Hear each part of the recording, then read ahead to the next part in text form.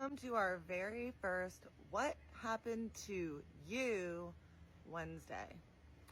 Today we're going to read our first story from one of our followers. It's real. You absolutely should not have children or people who get very stressed out about trauma watching. So I'm going to give y'all 1 second. If this is not for you, please scroll on. This is very real.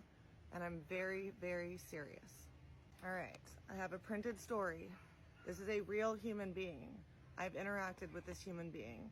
I have looked through his social media and everything here tracks. Okay, I'm nervous. Let's go. My name is James Anthony Barnhart, and I am a survivor. Not just one of moments, but of a lifetime of moments that tried to break me. I was sexually assaulted as a child and again as an adult. And the last time it was so violent, so personal, that it left marks I'll carry for the rest of my life. But I'm still here. I need you to hear that. I am still here. As a child, I was first brought into this dark world by my uncle, who began showing me reel-to-reel movies of my cousin being assaulted. At 3, I knew this was not okay, and I found out that I was unable to run away. My first assault was committed by my father, who had a pillowcase put up on his head. His chest hairs burned into my brain. I found out that day how painful life could be on so many levels. I also learned that day that my father had also been abused, and through manipulation was forced to do the same to me, although I would not understand this till years later. My next perpetrator was my uncle, followed by my aunt's stepfather, my cousin, my grandfather, and last but not least, in my generational family line, another cousin. This abuse lasted from 3 until I was 16. At 16, I finally put an end to my family utilizing me for their appetites. I was big enough and strong enough, physically, to end it. That was not the last of my assaults, though. I was a closeted homosexual in the 1990s. At 17, I was forced at gunpoint by a deranged trucker to orally gratify his needs. At 21, I was drugged and assaulted by 2 men that left me in a pool of blood from the damage I received from their forced claim over my rectum. The Grand Master of assaults came at 45. After I had several years of recovery from drug addiction and mental health therapy, I met a man on Grindr. This followed my divorce.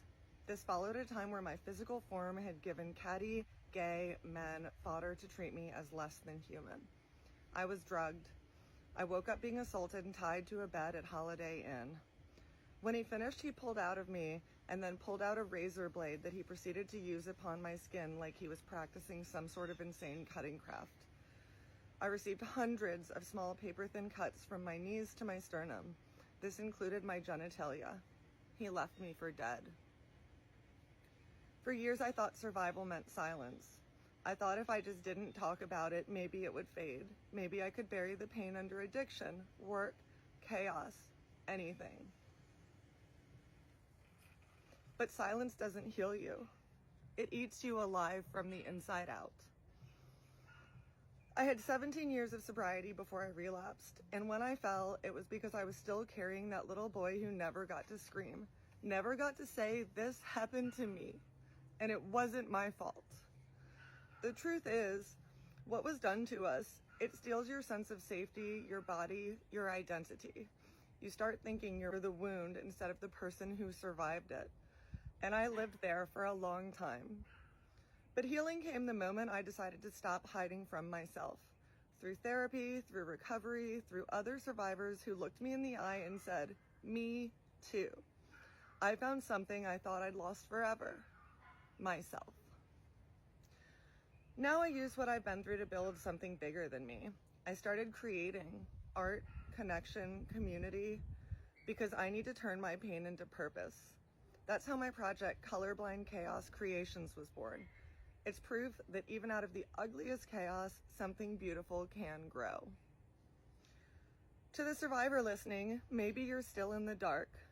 Maybe you haven't told a soul. I see you. I know how heavy that silence is. And I promise you this, what happened to you does not define who you are. You are not the damage. You are the survival. You are the comeback story still being written. I'm James, and this is me. No filter, no shame, no fear. Just a man who refused to stay broken.